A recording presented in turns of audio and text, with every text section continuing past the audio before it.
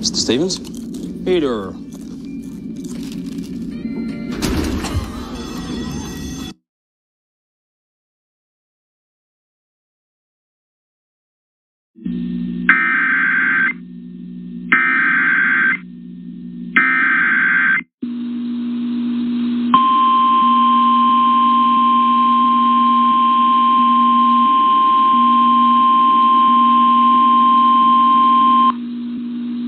National Weather Service in Austin, San Antonio has issued a tornado warning for northwestern Hays County in central Texas, south central Travis County in central Texas, until 8:52 p.m. Central Daylight Time.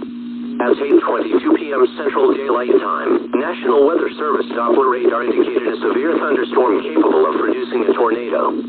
This dangerous storm was located near Henley, or 7 miles southwest of Dripping Springs, moving northeast at 45 miles per hour. In addition, a rotating wall cloud was observed by weather spotters at 8:19 p.m. Central Daylight Time with this storm.